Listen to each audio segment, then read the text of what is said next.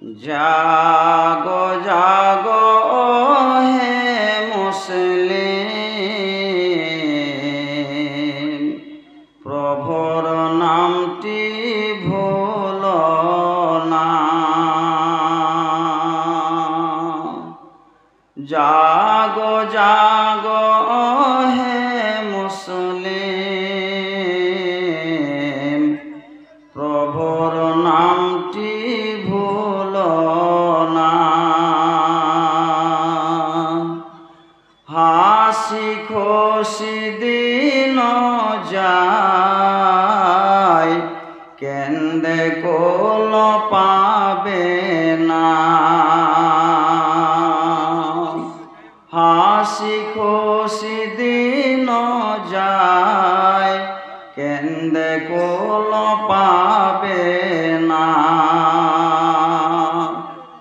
5 ওয়াক্ত নামাজ পড়া, হালাল ব্যবসা করো। 5 ওয়াক্ত নামাজ পড়ো, হালাল ব্যবসা করো। সত্য কাজে খুশি রবেন, সত্য কাজে খুশি রবেন মাবুদ মোদের রব্বানা। জাগো জাগো ও হে মুসলিম, প্রভুর নামটি ভুলো না। হাসি খুশি দিন যায়, কেন্দে কোল পাবে না। যেদিন তোরে হুকুম হবে, প্রাণ পাখি উড়ে যাবে।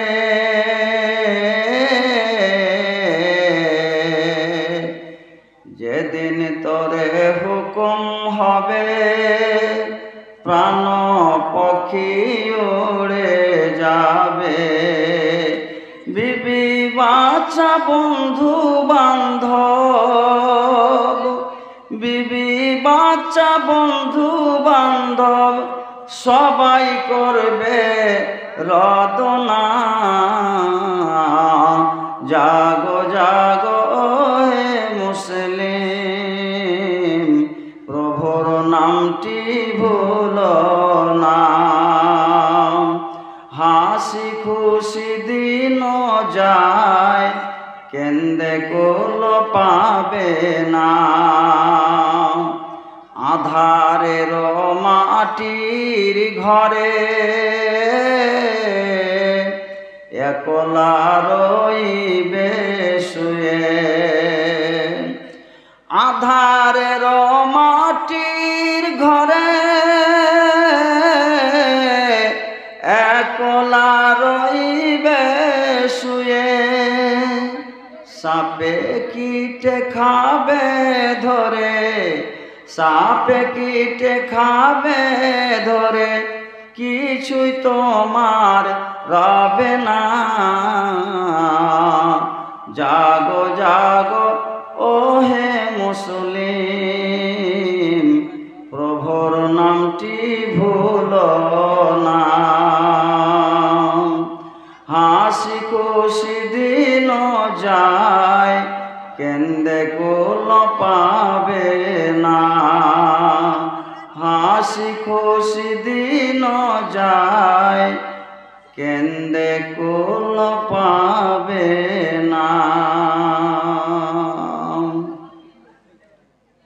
আজকে মহতী সভার সম্মানিত সুনামধন্য শাইখুল হাদিস, আজকের সভার সভাপতি সাহেব, মঞ্চে উপস্থিত ওলামা ইকরাম, সম্মানিত শ্রোতামণ্ডলী, পর্দার আড়ালের পর্দানাসীন মা ও বোনেরা, যাবতীয় প্রশংসা গুণগান আল্লাহ পাক রব্বুল আলামিনের। আজকে আমরা বক্তা শ্রোতা সবাই এই পবিত্র মাহফিলে এসে আমরা কিছু শোনার এবং শোনাবার সুযোগ পাওয়ার কারণে আল্লাহ তাআলার আমরা সবাই মন খুলে উদার চিত্তে ঈমান ও মুহাব্বতের সাথে একবার আল্লাহর প্রশংসা আদায় করব। তাই আমরা সকলে বলবো আলহামদুলিল্লাহ। একটু জোরে বলেন আলহামদুলিল্লাহ। অতঃপর নবী কুলের শিরোমণি মা আমিনার লাল তাজেদারে মাদিনী ও মক্কি আহমদে মুজতবা মুহাম্মদুর রাসূলুল্লাহ সাল্লাল্লাহু আলাইহি ওয়াসাল্লামের উপর শত কোটি দুরূদ শান্তি সালাম বর্ষিত হোক। আল্লাহুম্মা সাল্লি আলাইহি ওয়া বারিক আলাইহি। ব্রাদার ইসলাম, আমি আজকে যে বিষয় নিয়ে আলোচনা করতে চাই সেটা হচ্ছে কবরের আযাব সম্পর্কে।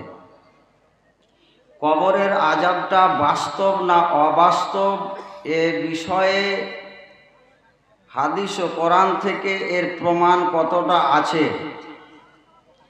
আহলে সুন্নাত ওয়াল জামাত যারা সঠিকভাবে কোরআনকে ফলো করে, কোরআন মেনে চলে, আল্লাহর রাসূলের সুন্নাহ আল্লাহর রাসূলের হাদিসকে সঠিকভাবে মেনে চলে, এই আহলে সুন্নাত ওয়াল জামাত কবরের আযাবের বিষয়ে তিনাদের মতামত কি, কবরের আযাবটা বাস্তব না অবাস্তব, সত্য না মিথ্যা, এই কথাটাই আপনাদের কাছে আজকে ইনশাআল্লাহ প্রমাণ করব হাদিস ও কোরআন থেকে।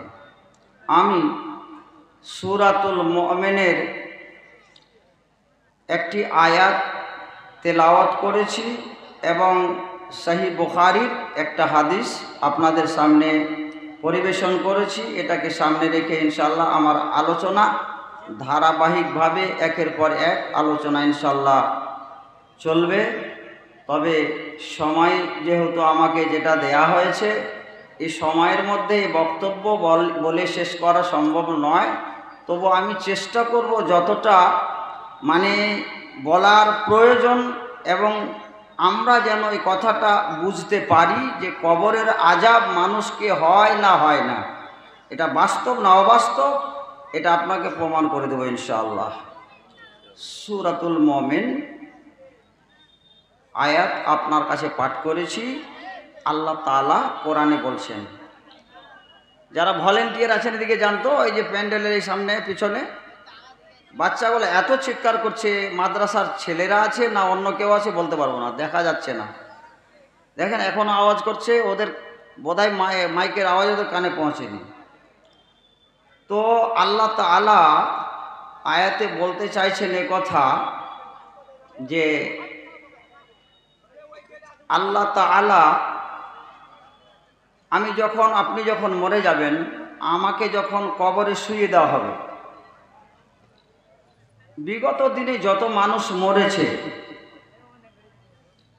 যখন থেকে দুনিয়া আবাদ হয়েছে, আদমের সন্তান যখন থেকে দুনিয়াতে এসেছে, আর মানুষ যখন থেকে মরা আরম্ভ হয়েছে, চালু হয়েছে, তো মানুষের মধ্যে দুই ভাগ, কিছু হলো মুমিন আর কিছু হলো কাফের। কিছু আল্লাহর খাস বান্দা যারা আল্লাহকে মানে, মুমিন মুসলমান বান্দা, আর যারা আল্লাহকে মানে না তারা হলো কাফের। তো সেই আল্লাহর বান্দা মুমিন হোক অথবা কাফের হোক, প্রত্যেকটা মানুষের কবরে এমন আল্লাহ তাআলা সিস্টেম করে দেয়, সে মুমিন হোক অথবা কাফের হোক, কিয়ামতের পরে আল্লাহ জান্নাত জাহান্নাম দিবে, কিন্তু মৃত্যুর পরে যখন কবরে আমাকে আপনাকে শুইয়ে দেওয়া হবে, তো আল্লাহ তাআলা আমার যেখানে ঠিকানা করবে, জান্নাতে যদি আমার ঠিকানা হয়, তো আল্লাহ তাআলা আমাকে ওই জান্নাতের ঠিকানাটা একবার সকালে একবার সন্ধ্যায়, একবার সকালে একবার সন্ধ্যায় আল্লাহ দেখাতে থাকবে। ইন কানা মিন আহলিল জান্নাতে ফামিন আহলিল জান্নাহ, যদি সেই লোকটা জান্নাতি হয় তাহলে তাকে জান্নাতের ঠিকানা, জান্নাতে কোন জায়গায় সে থাকবে, বসবাস করবে, আল্লাহ তাআলা তার সেই জায়গাটা দেখাবে এবং কবর থেকে শুয়ে শুয়ে দেখতে পাবে জান্নাতে আমার ওই জায়গাটাই স্থান হবে। এটা হাদিস বলছি আপনাকে। আর যদি কাফের হয়, জাহান্নামী হয়, তো ওর জাহান্নামে যেখানে ঠিকানা হবে সেই জায়গাটা তাকে সকালে এবং সন্ধ্যায় তার সামনে পেশ করা হবে। আর আল্লাহ তাআলা কবর এবং জান্নাতের মধ্যে এমন একটা সিস্টেম করে দিবেন যে আপনি কবর থেকে, আপনার কবর থেকে শুয়ে শুয়ে দেখতে পাবেন যে ওইখানে আমার জাহান্নামে ঠিকানা হবে। বেরাদান ইসলাম, এটা হাদিস বললাম। আর কোরআনের আয়াত হলো আল্লাহ তাআলা সেটাই বলছেন, আন্নারু ইউরাদুনা আলাইহা গুদুওয়া ওয়া আশিয়া ওয়া ইয়াওমা তাকুমুস সাআহ, যে আল্লাহ তাআলা সকাল এবং সন্ধ্যা প্রত্যেকটা মানুষকে তার ঠিকানা দেখিয়ে দিবেন। এটা আহওয়ালে বারজাখ, কবরের জীবনে। আর যখন কিয়ামত হবে, কিয়ামত হওয়ার পরে মানুষের ফলাফল যখন ঘোষণা হয়ে যাবে, কে জান্নাতি কে জাহান্নামী, কে যাবে জান্নাতে কে যাবে জাহান্নামে, যখন এই ঘোষণা হয়ে যাবে তখন আল্লাহ তাআলা ঘোষণা যখন করে দিবেন, তো কেউ যাবে জান্নাতে কেউ যাবে জাহান্নামে। তো আল্লাহ তাআলা ওদেরকে বলবেন, ফেরেশতাদেরকে বলবেন তাদের বিষয়ে যারা জাহান্নামী। তো আল্লাহ তাআলা বলবেন, আদখিলু আলা ফিরআউনা আশাদ্দাল আযাব। এই কাফেরেরা, এই বেঈমানেরা, এই বেনামাজিরা যারা পৃথিবীতে এসে মাস্তি করেছিল, আমার কথাকে পারোয়া করেনি, আমার রাসূলের কথাকে পারোয়া করেনি, অমান্য করেছিল, এদেরকে ধরে ধরে নিয়ে যাওয়ার জাহান্নামে নিক্ষেপ করো। তো এখানে এই আয়াতে আযাবের কথা বলা হয়েছে। তো আযাব দুই প্রকার, দুই রকমের আযাবের কথা বলা হয়েছে। এক আযাব হলো কবরের আযাব, আর এক আযাব হলো কিয়ামতের পরে হিসাব কিতাব হওয়ার পরে যে আযাব জাহান্নামে যাবে, জাহান্নামে আযাব হবে, সেই একটা আযাব। তো দুই রকমের আযাবের কথা।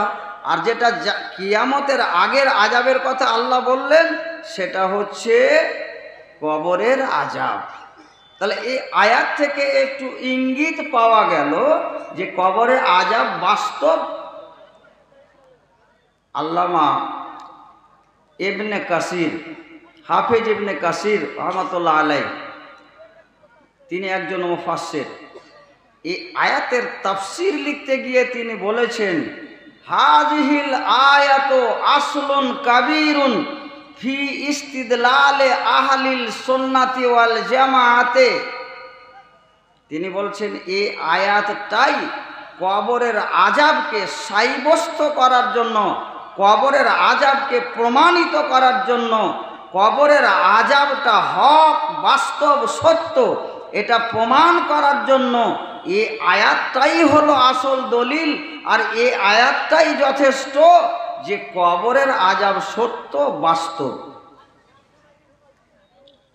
হাফেজ ইবনে কাসির মুফাসসির, তিনি এই আয়াত থেকে ইস্তেদলাল করেছেন যে আহলে সুন্নাত ওয়াল জামাআতের জন্য এই আয়াতটাই হচ্ছে বড় দলিল বা যথেষ্ট। কবরে আযাব হয়, এটা বাস্তব, অবাস্তব নয়।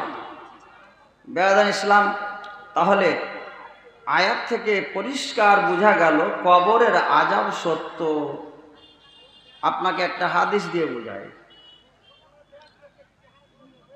আল্লাহর রাসূলের স্ত্রী হাজরাতে আয়েশা রাদিয়াল্লাহু তাআলা আনহা, মশলাটা ওনার আগে জানা ছিল না। হাজরাতে আয়েশার বাড়িতে একজন ইয়াহুদি মহিলা হাজরাত আয়েশার বাড়িতে কাজ কাম করতেন, খাদেমা হিসাবে থাকতেন। আর হাজরাত আয়েশা যখন কোনো ভালো কাজ করতেন, ওই ইয়াহুদিয়া খাদেমা যখন দেখতো যে কোনো ভালো কাজ হাজরাত আয়েশা করেছেন, কোনো উল্লেখযোগ্য কাজ করেছেন, তখন সেই ইয়াহুদিয়া মহিলা বলতো, আযাকিল্লাহু মিন আযাবিন নার। কি বলতো? আল্লাহ তাআলা, ওগো আয়েশা, আল্লাহ যেন আপনাকে কবরের আযাব থেকে বাঁচায়। ইয়াহুদিয়া মহিলা যে আয়েশার খাদেমা ছিল, সেই খাদেমা এই দুয়াটা দিত বলে যে আল্লাহ যেন তোমাকে কবরের আযাব থেকে রক্ষা করে বাঁচায়। হাজরাত আয়েশা বলছেন, আমি আশ্চর্য হয়ে গেলাম। এই জন্য হাজরাতে আয়েশা আশ্চর্য হলেন। হাজরাতে আয়েশার এই মশলা জানা ছিল না, কবরে আযাব হয় এই কথা তখন পর্যন্ত তিনার জানা ছিল না। আমার বিশ্বনবী জনাবে মুহাম্মদুর রাসূলুল্লাহ সাল্লাল্লাহু আলাইহি ওয়াসাল্লামের অপেক্ষা করছেন। নবী আমার যখন বাড়িতে আসবেন, এই মশলাটা, এই ফতোয়াটা নবীর কাছ থেকে জানব। হাজরাত আয়েশা মনে মনে এঁকে নিলেন যে রাসূলুল্লাহ যখন বাড়িতে আসবেন, তো এই মশলা সম্পর্কে আমি আল্লাহ রাসূলের কাছে জানব। আয়েশার কিন্তু ওই মশলা জানা ছিল না। আল্লাহ রাসূল এলেন, আল্লাহ রাসূলকে বললেন, ওগো আল্লাহর নবী, আপনি বলুন কবরে কি আযাব হয়? এটা আমার জানা নাই, কোনোদিন আপনার মুখ থেকে শুনি নাই যে কবরে আযাব হয়। অতএব গো আল্লাহর নবী, আপনি বলুন কবরে আযাব হয় নাকি? আল্লাহ রাসূল বললেন, ইয়াহুদিরা মিথ্যা কথা বলে, মিথ্যুক। কবরে আযাব ইয়াহুদিদের হয়, মুসলমানের নয়। কোনো আযাব ফাজাব নাই। আযাব কখন হবে? কবরের জীবন যখন শেষ হয়ে যাবে, যখন কিয়ামত অধিষ্ঠিত হবে, কিয়ামত কায়েম হবে, সমস্ত মানুষকে একত্রিত করবে আল্লাহ, আর হিসাব কিতাব নেবে। হিসাব কিতাব নেওয়ার পরে কেউ যাবে জান্নাতে, কেউ যাবে জাহান্নামে। ওই দিন যারা জাহান্নামে যাবে তাদের প্রতি আযাব হবে। আল্লাহ তাআলা তাদেরকে আযাবে গ্রেফতার করবে। ওই কিয়ামতের আযাব ছাড়া অন্য কোনো আযাব নয়, বরং ইহুদিয়া খাদেমা তোমাকে যে কথা বলেছে, ওরা হলো মিথ্যুক, তোমাকে মিথ্যে কথা বলেছে। তার মানে কি বুঝতে পারলেন? আল্লাহর রাসূলেরও এই মশলা জানা ছিল না। এখান থেকে একটা কথা পরিষ্কার বোঝা গেল যে রাসূলুল্লাহরও এই মশলা জানা ছিল না। তার মানে কি, তখনও পর্যন্ত কবরের আযাব সম্পর্কে আল্লাহর রাসূলের উপরে কোনো আয়াত নাজেল হয় নাই। এই জন্য রাসূলুল্লাহ সাল্লাল্লাহু আলাইহি সাল্লাম বললেন কাকে?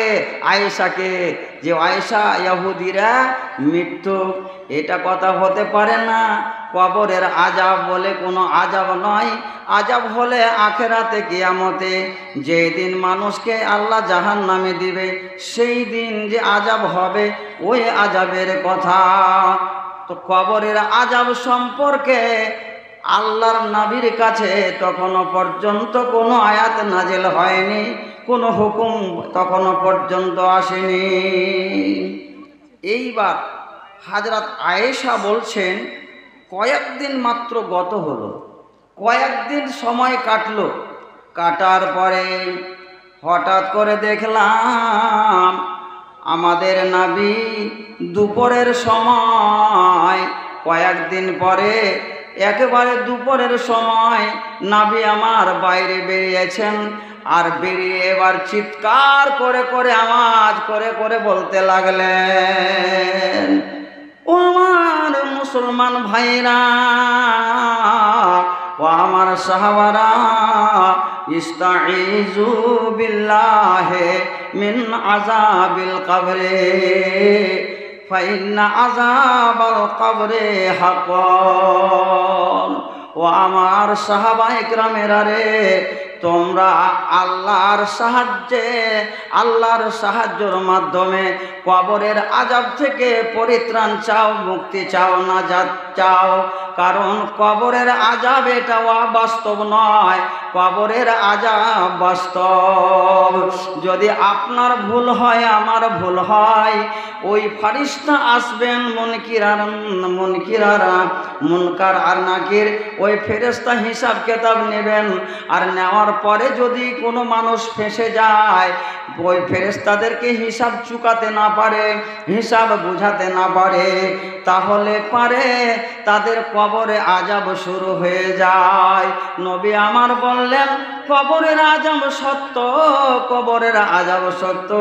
অতএব আমার সাহাবীরা, তোমরা কবরের আযাব থেকে পানাহ চাও, কবরের আযাব থেকে তোমরা মুক্তি চাও। তার মানে আল্লাহ তাআলা তারপরেই আয়াত নাজেল করে দিয়ে আল্লাহ তাআলা তিনার নবীকে অবগত করে দিলেন যে কবরের আযাব বাস্তব, অবাস্তব নয়। সুবহানাল্লাহ। আরো একটা হাদিস আপনার সামনে রাখতে চাই। আল্লাহর রাসূলের সম্ভ্রান্ত সাহাবী হযরতে বারা বিন আযিব রাদিয়াল্লাহু তাআলা আনহু বলেন, আমরা একদা আল্লাহর নবীর সঙ্গে একজন সাহাবী ইন্তেকাল করেছিলেন, তাকে দাফন কাফন করতে গেলাম। দাফন কাফন করতে গিয়ে আল্লাহর নবী কবরের পাশে বসে বসে এমন ভাবে কাঁদছেন, এমন ডুকরে ডুকরে কাঁদছেন। কাঁদতে কাঁদতে কাঁদতে কাঁদতে চোখের পানি টস টস করে জমিনের বুকে পড়ছে। যেই জায়গাতে নবী আমার বসেছিলেন, আল্লাহর নবীর চোখের পানিতে ওই জায়গাখানা যেন সম্পূর্ণটা ভিজে গেছে। এত অঝোর নয়নে কাঁদলেন, এত কাঁদলেন কবর বলে। আল্লাহ পাকের নবী, আল্লাহ পাকের রাসূল সাহাবায়ে কেরামদেরকে বললেন সম্বোধন করে, ওরে আমার সাহাবারে, এই কবর এমন একটা ভয়াবহ জায়গা, এই কবরের জায়গাটা এত ভয়াবহ জায়গা, কবরটা এত ভয়াবহ জিনিস, তোমরা কি করো, কবরের জন্য তোমরা তৈরি হয়ে যাও। ইন্না লিমিসলি হাযা ফাআইদ্দু, এই কবরের জন্য তোমরা তৈরি হয়ে যাও। তোমরা নিজের আমলকে, তোমরা নিজের ঈমানকে শক্ত করে নাও, তোমরা তোমাদের আমল ঈমানকে মজবুত করে নাও। তার মানে বুঝতে পারা গেল যে কবরের আযাব এটা বাস্তব, কবরের পরীক্ষা বাস্তব। আরো একটা হাদিস আপনাকে বলছি, আল্লাহু আকবার। সহিহ হাদিস, হাদিসটা হযরতে আবু হুরায়রা রাদিয়াল্লাহু তাআলা আনহু বর্ণনা করছেন। কি বর্ণনা করছেন? ওয়া আন আবি হুরায়রা রাদিয়াল্লাহু তাআলা আনহু قال زار النبي صلى الله عليه وسلم قبر أمه। আল্লাহ পাকের নবী তিনার আম্মা জান বিবি আমিনা তিনি মারা গিয়েছিলেন। নবী যখন বয়স 6 বছর ছিল, 6 বছর বয়সে বিবি আমিনা দুনিয়া ছেড়ে বিদায় হয়ে গেছেন, কবরবাসী হয়ে গেছেন। নবী আমার নবী হলেন। নবীর হওয়ার পরে সাহাবায়ে কেরামদেরকে নিয়ে মা আমিনার কবর জিয়ারত করতে গেলেন। আইরে বিবি আমিনা তার ছেলেকে কত কষ্ট করে লালন পালন করে যত্ন করে মানুষ করেছিলেন। মা কি জিনিস, যাদের মা নাই তাদেরকে জিজ্ঞেস করুন মার মর্যাদা কত, মার সম্মান কত। সারা পৃথিবীতে যত বড় বড় রাজা আছে, বাদশাহ আছে, এই রাজা বাদশাদের চাইতেও আল্লাহ তাআলা মা বাবার সম্মান উঁচুই রেখেছে। আল্লাহ তাআলা বলে দিয়েছেন, ও দুনিয়ার মুসলমানেরা, তোমরা আমার ইবাদত করো, আর আমার ইবাদত করার পরে তোমরা তোমাদের মা বাবার সেবা করো। আল্লাহর পরে মা বাবার স্থান আল্লাহ পাক রব্বুল আলামিন রেখে দিয়েছেন। ওয়া কাযা রাব্বুকা আল্লা তা'বুদু ইল্লা ইয়াহু ওয়া বিল ওয়ালিদাইনি ইহসানা। বিবি আমিনা মারা গেছেন কুফরি অবস্থায়, তিনি মুসলমান হওয়ার সুযোগ পান নাই, নবীর নবুয়াতের জমানা পান নাই, তিনি আগেই মারা গেছেন। আল্লাহ পাকের নবী কিছু সাহাবায়ে কেরামকে নিয়ে কবর জিয়ারত করতে গেলেন। কবর জিয়ারত করতে যাওয়ার পরে রাবি হযরতে আবু হুরায়রা আল্লাহর নবীর সাহাবী বলছেন, আল্লাহর নবী যখন মায়ের কবরের কাছে দাঁড়ালেন, ফাবাকা ওয়া আবকা মান হাওলাহু, আল্লাহর নবী এত কাঁদতে লাগলেন, এত কাঁদতে লাগলেন, মা বলে মনে পড়েছে, মা বলে স্মরণ হয়েছে। ওগো আম্মা জান, তোমার গর্ভে আমি ছিলাম, তোমার গর্ভ থেকে আমি জন্ম নিয়েছি, আজকে আমি নবী হয়েছি, সারা পৃথিবীর নবী, খাতামুন নবীন হয়েছি, শেষ রাসূল বলে আল্লাহ আমাকে আখ্যা দিয়েছে। ওগো আম্মা জান, তুমি কি অবস্থায় আছো জানি না। মা আমিনার কবর জিয়ারত করতে গিয়ে আল্লাহর নবী এত কাঁদলেন, এত কাঁদলেন, আর যেই সমস্ত সাহাবীরা নবীর সঙ্গে ছিলেন, যে সমস্ত সাহাবীরা নবীর সঙ্গে ছিলেন, সবাইকে কাঁদিয়ে দিলেন।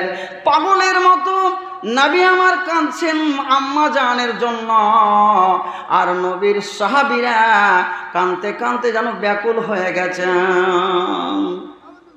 ফাবাকা ও আবকা মান হাওলাহ, আল্লাহর নবী বলছেন, ইস্তাজানতু রাব্বি আন আস্তাগফিরা লাহা, আমি আমার আল্লাহর কাছে ইজাজত চাইলাম। বন্ধুরা আমার, ভাইরা আমার, মায়েরা বোনেরা আমার, যে নবী যে মায়ের পেট থেকে জন্মগ্রহণ করেছেন, নবীর জানে আর সহে না, নবীর প্রাণে সহে না, নবীর মন চাইছে মার জন্য একটু আমি প্রার্থনা করব, ক্ষমা চাইব আল্লাহর কাছে, আল্লাহ যেন আমার মাকে ক্ষমা করে দেয়, আল্লাহ যেন আমার মার গুনাহকে মাফ করে দেয়, আল্লাহ আমার মাকে যেন জান্নাত দেয়। এ বলে আমি তার জন্য মাগফিরাত কামনা করব আমার আল্লাহর কাছে, আমি আমার আল্লাহর কাছে ইজাজত চাইলাম। ইস্তাজানতু রাব্বি আন আস্তাগফিরা লাহা, আমি যেন আমার মায়ের জন্য ক্ষমা চাইব, এই বলে আল্লাহর কাছে ইজাজত চাইলাম। ফালাম ইউজাল্লি, আমাকে ইজাজত দেওয়া হলো না, ইজাজত দেওয়া হলো না। নবী শোনো, তোমার যদিও মা হয়, যদিও সেই তোমার মায়ের পেট থেকে জন্মগ্রহণ করো, তুমি যদিও এত বড় নবী, তোমার মায়ের জন্য যদি তুমি দোয়া প্রার্থনা করো, তোমার দোয়া কবুল হবে না, তোমার মায়ের জন্য আমি দোয়া কবুল করব না, এবং তোমার মায়ের জন্য মাগফিরাত কামনা করতে চাও, আমি এটা অনুমতি দিতে পারবো না। কেননা তোমার মা মুশরিকা অবস্থায় মারা গেছে, মুশরিকা অবস্থায় মারা গেছে, ইসলামের জমানা পায়নি, ইসলাম কবুল করার সুযোগ পায়নি, অতএব নবী তোমাকে পারমিশন দেওয়া হবে না। ফালাম ইউজানলি, আমার নবী বলছেন আমাকে এজাজত দেওয়া হলো না। ফালাম ইউজানলি, আমাকে এজাজত দেওয়া হলো না।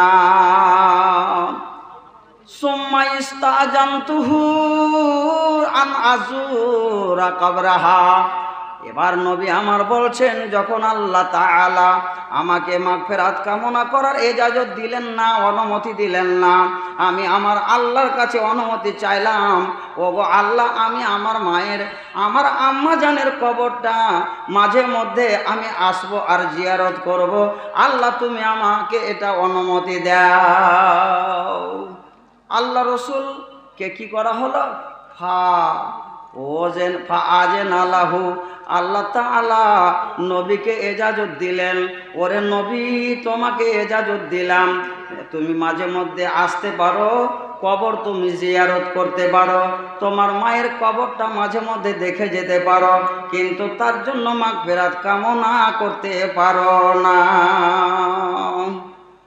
বেরাদার ইসলাম, এইবার আল্লাহ রসুল বলছেন, অতএব ও আমার সাহাবায়ে কেরামেরা, ও পৃথিবীর মুসলমানেরা, ও আমার অনুসারী অনুগামীরা, শোনো, ফাজুরুল কবুরা, অতএব তোমরা কি করো? কবরগুলির জিয়ারত করো। তোমার আব্বা জান মারা গেছে, তোমার আম্মা জান মারা গেছে, তোমার দাদু জান মারা গেছে, তোমার দাদি জান মারা গেছে, আত্মীয় স্বজন মারা গেছে, কি অবস্থায় আছে জানি না, অতএব তাদের কাছে, তাদের কবরের কাছে যাও আর জিয়ারত করো, তাদের